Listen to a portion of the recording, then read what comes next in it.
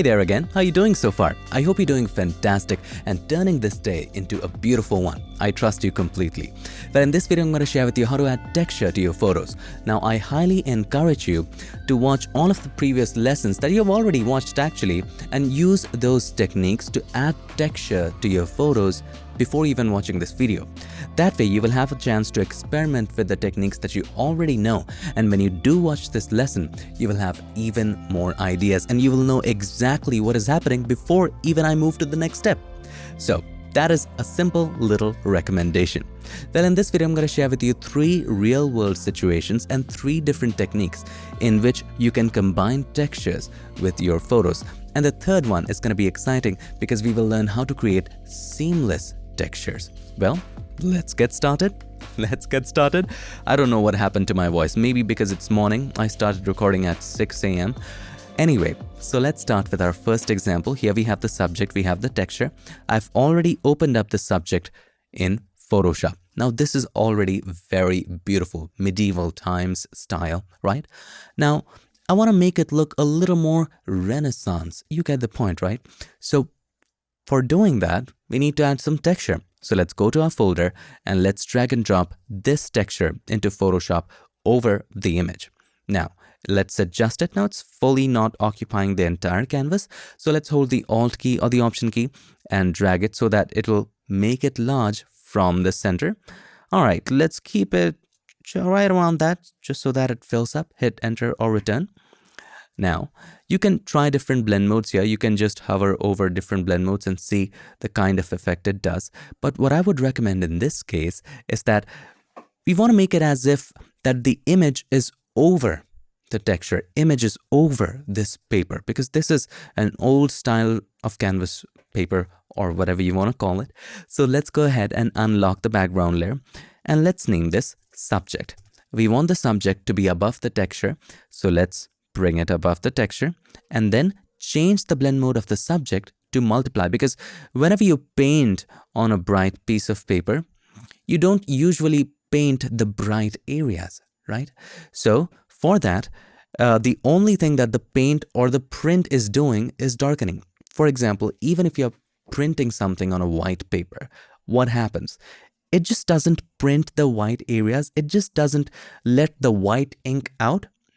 Any area that is white, there is no ink in there, right? So whatever the printer is doing is just adding darkness to the paper. So similarly, in this case, you can change the blend mode from normal to multiply because multiply is a blend mode which darkens. So this is the darken group. You can try any one of these.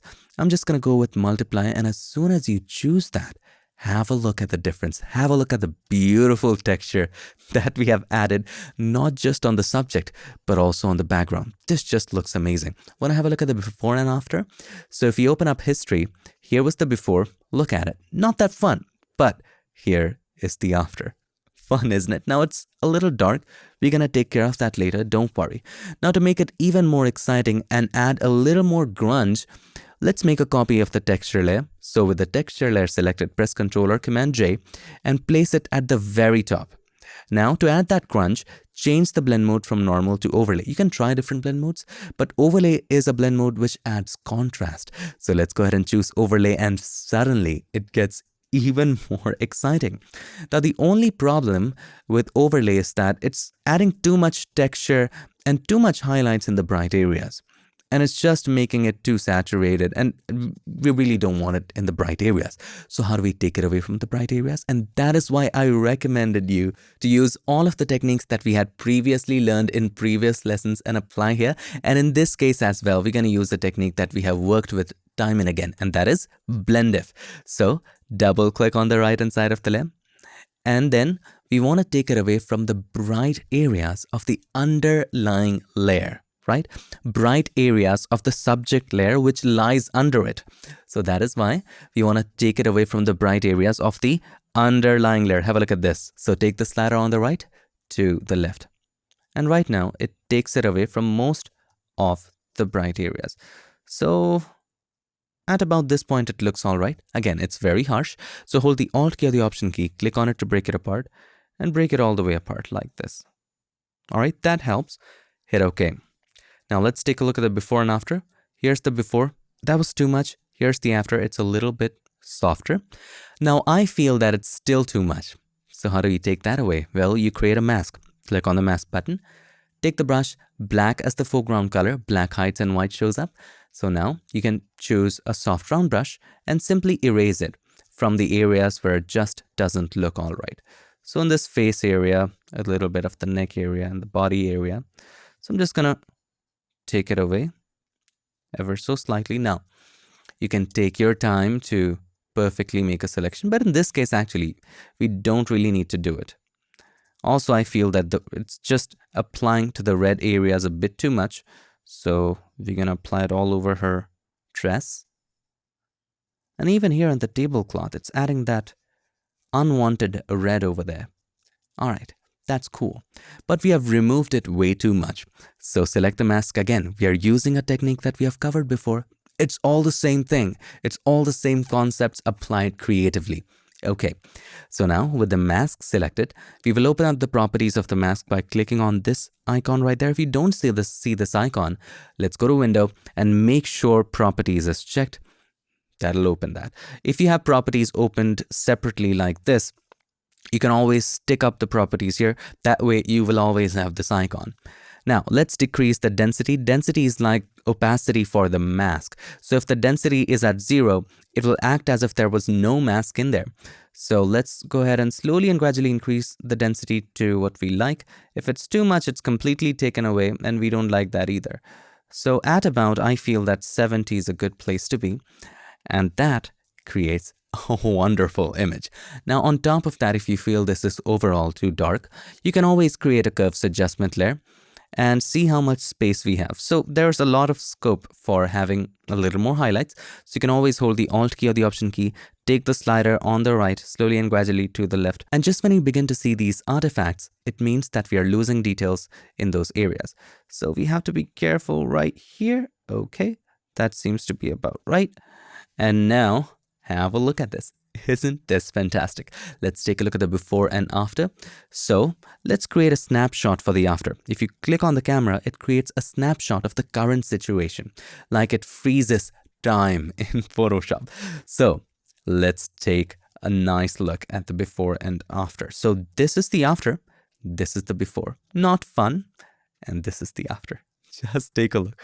Amazing, isn't it? Now what you can do though, if you want just a little bit of this, you can create a stamp visible layer. Now you can just select all of this, and then it would be very complicated to select all of these layers because subject is in between and then decrease the opacity. It will be a mess. The best way to reduce the entire effect is creating a stamp visible layer by pressing Ctrl, Alt, Shift, and E. I'm sorry about that noise. Let me decrease the volume.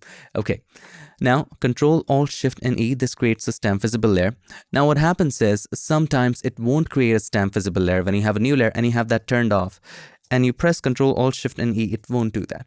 So to always be sure that it creates a stamp visible layer, you can create a brand new blank layer, make sure it's turned on, and then press Ctrl, Alt, Shift, and E. All right, for the most part, you don't have to do that. Just press Ctrl, Alt, Shift, and E, it'll work. But in some cases, when it doesn't, just create a blank new layer, make sure it's turned on, then press the shortcut. All right, now you have the finished one, and you need to have an image with nothing done. So let's turn off everything and make sure just the subject is turned on. And now we're going to create a blank new layer right here. Press Ctrl, Alt, Shift, and E. Now, if this was selected and if we pressed Ctrl, Alt, Shift, and E, it would do nothing. That's why it's always a good practice to create a blank new layer and then press Ctrl, Alt, Shift, and E. Now you can keep all of these turned on for backup purposes, but this is basically the before and this is the after. Everything rasterized. Now you can just decrease the opacity of this to your taste. You can just keep it very slight like this, or you can have a higher opacity like 100, or you can have something on the higher side, but not absolute, like 70%. It's up to you. So that's our first example. Moving on to example number 2, and here we will use blend if along with masking. And this is going to be exciting for sure. Let's take a look at our subject, and here we have a musician completely in the zone, and he deserves a fantastic texture. All right, let's go to our folder, and this is the texture that I'm going for. Let's drag it and drop it over our subject. This time we can use a blend mode for brightening little bits of the texture. Hit enter or return. Now, since this is a dark texture, we just want to brighten stuff with it. So let's change the blend mode from normal to screen. Now, what does the screen blend mode do? Anything that is absolutely black, it hides. Anything that is absolutely white, it shows. Anything that is dark gray, it's going to be very transparent. Anything that is very bright, it's going to be more and more opaque.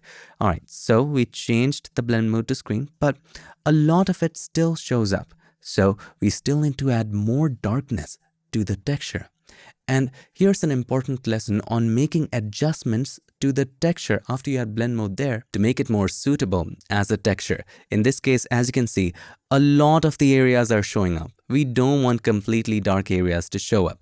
Or in other words, we want to make the dark areas go more darker so that they don't show up.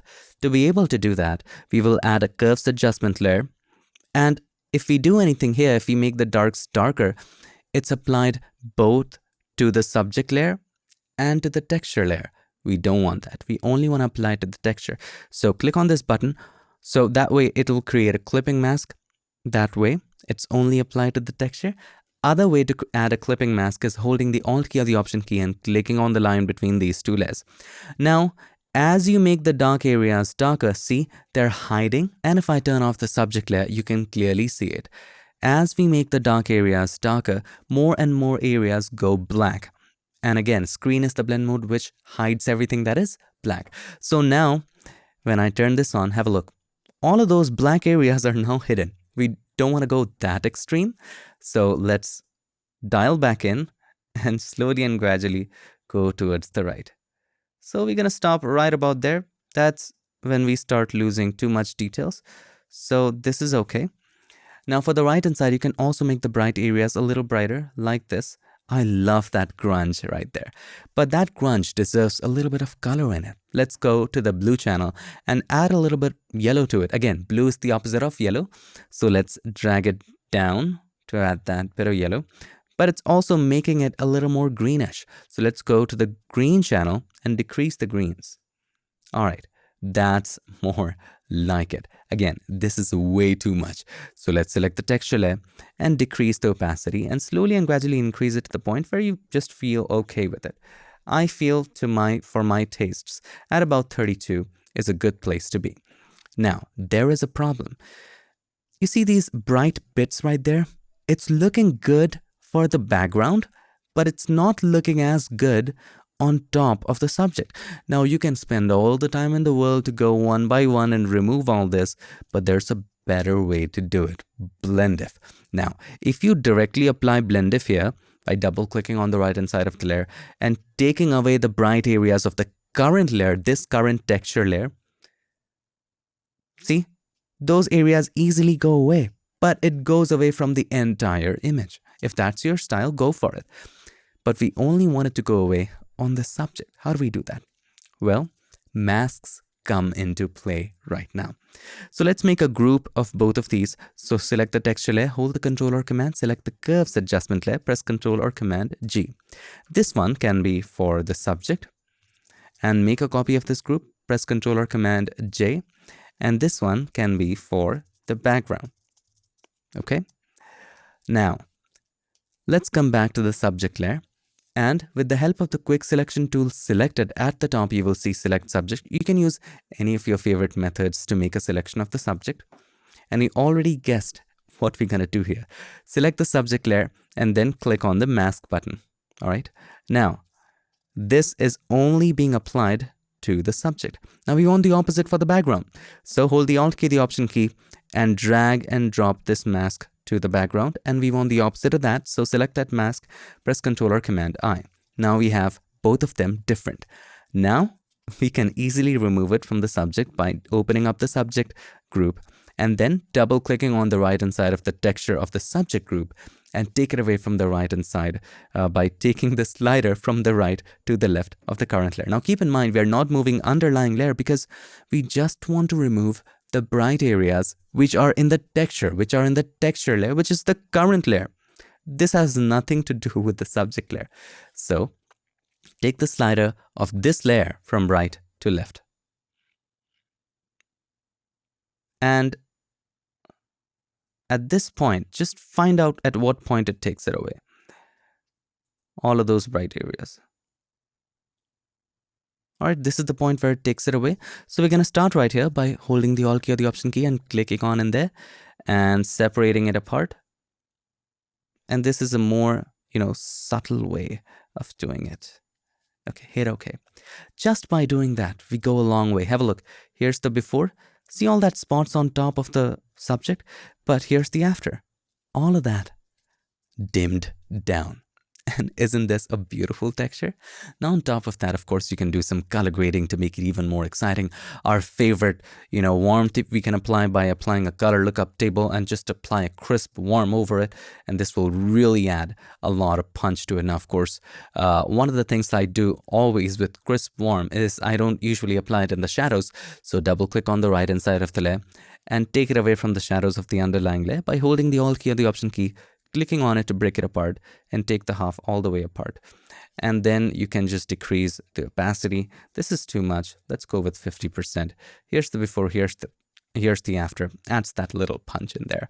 You can also go 100% in this case as well. That also looks good. And there you have a wonderful texture. Here's the before, here's the after. Now you can just change the background texture's opacity a little more. So you can have a little more texture in the background if you wish to than the subject. So that's also the flexibility you get with masking. So for the background, we can have something like 40%. All right, just a little more to separate the subject from that of the background. And there you have it. Want to have a look at the before and after? So this is the overall before and this is the overall after. Really goes into the mood when we add that texture and looks good for a portrait. Now on top of this texture, if we just add some fancy text for a show or a live concert, this would look really fantastic. And I recommend using a grungy font. Now moving on to example number 3, and in this example we will learn how to create a seamless pattern. Now the ways to apply pattern, we have already learned that. Blend modes, blend if, masking, lots of different ways. But how do you create a texture that is absolutely seamless, meaning that it has no end? Let me share that with you. So here we have a texture, and let's say we want to make it seamless. How do we do that? Now, if you're using a previous version of Photoshop which doesn't have pattern preview, you can kind of work with that as well a little bit. But if you do have pattern preview, I would recommend going to view and then just choose pattern preview. Hit OK. Now this will show you how it will look if you turn this into a seamless pattern. And as you can clearly tell, I can see the edges right here. See, right? Can you see the edges? Have a look right here. So if we turn this into a pattern, you can see these edges, rectangle edges, that clearly tell that this is a pattern. Our first goal is to remove those edges. Now, how do we do that? Well, just unlock the background layer, press Ctrl or Command T, or you can directly even move it. Select the move tool right here, and then you can move it so that the edges come in between. Now, if you did not have pattern preview, let's go to window and view, turn off pattern preview. If you did not have that, you can do this. You can go to filter, other, and choose offset right here and just offset it. So as you do offset that, if I choose 0, 0, okay. Now make sure wraparound is checked. As you increase the offset, have a look, the edges are coming. And also increase the vertical one so that the edges come in between right here. So that's the way of doing that if you don't have pattern preview. But if you do have pattern preview, you can just move it around. So right now, have a look, we have the edge right here and we have the horizontal edge right here. If you do have pattern preview, I highly recommend having that so that you can have a look at the real-time pattern, have a look at the real-time texture seamlessly as you make changes. So if you do have pattern preview, let's go to view, turn on pattern preview, hit OK, and then convert to normal layer because I didn't unlock that, and then move it in the middle.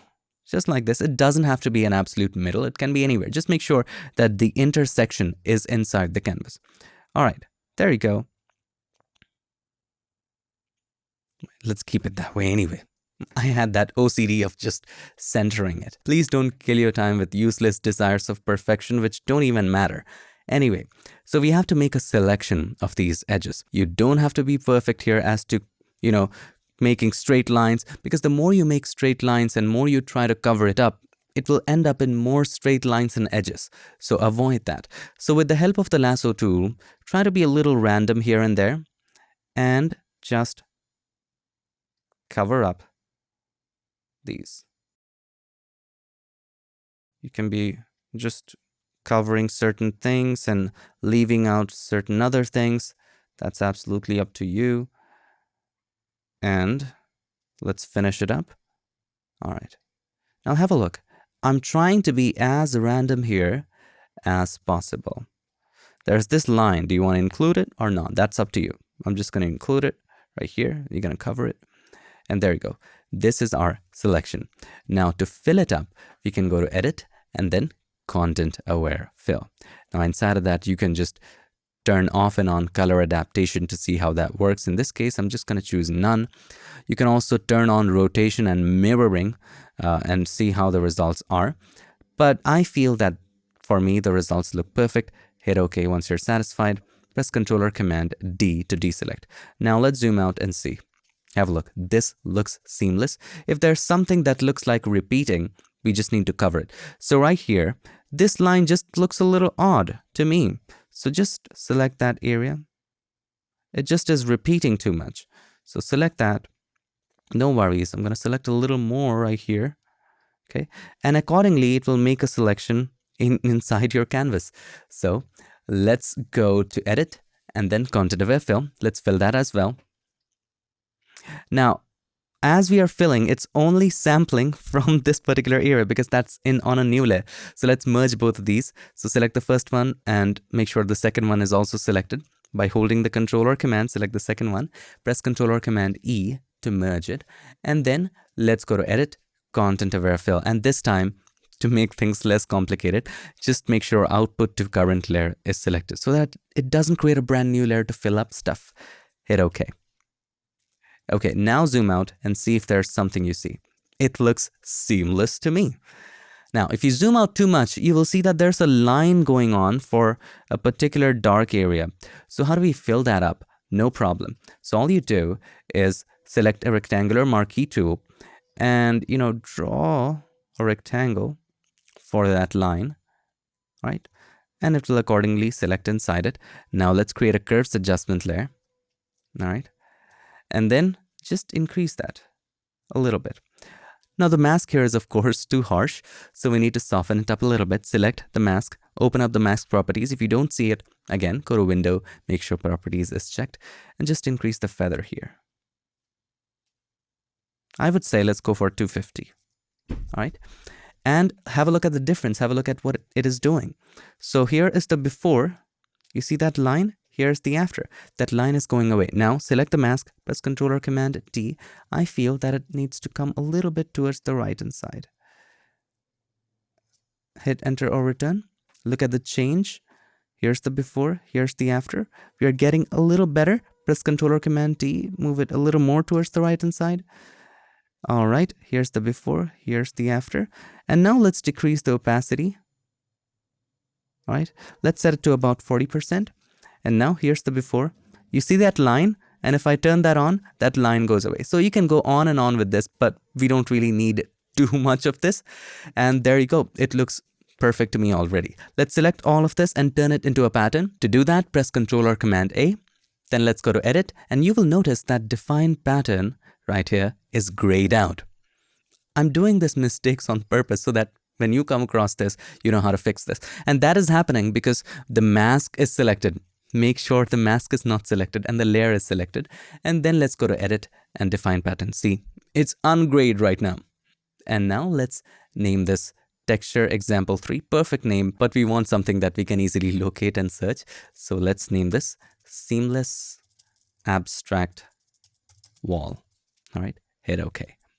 Now, how do we apply this? For that, we have another image. Let's just open this one, and you can apply it in any image you wish. Now, instead of bringing that texture here, we are just going to apply that pattern by clicking on the adjustment layer icon and then choosing pattern. Click on the drop down, and at the bottom, you will see the pattern that we just created. Now, by the way, you can just group it accordingly. You can create your own groups. That's up to you. But for now, let's go ahead and select this. Now, the great part about it is that you can move it around. Have a look. So cool, isn't it? Now you can change the scaling as well. If you think it's too big, you can change it to about 60. Now it is smaller, right? Hit OK once you're satisfied and simply change the blend mode to whatever you would wish, like multiply. Multiply is good. Now I wanted to apply hue saturation adjustment layer just to the texture by clicking on this button and just colorize it. Just apply one color to it.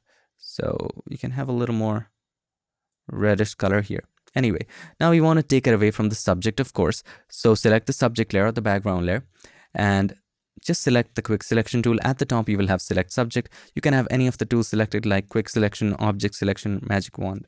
And at the top, you will see select subject. And then select the mask of the pattern and fill it with black by having the foreground color as black and pressing Alt backspace or Option delete. And there you have it, my friend. Now, of course, you can decrease the opacity, apply a little bit of curves, that's up to you. The great part is you can just double click on the symbol of the adjustment layer, which in this case is pattern, and now you can move it around. You can change the scaling in real time, move it around again. See how flexible this is? And that's how to create a seamless texture. So those were a couple of ways to add texture, and I'm sure you will have fun combining textures with your images. Just have fun with it, play with it, and have a good time just experimenting different techniques. Thank you so much for watching this video. I'll see you in the next one. Till then, stay tuned and make sure that you keep creating.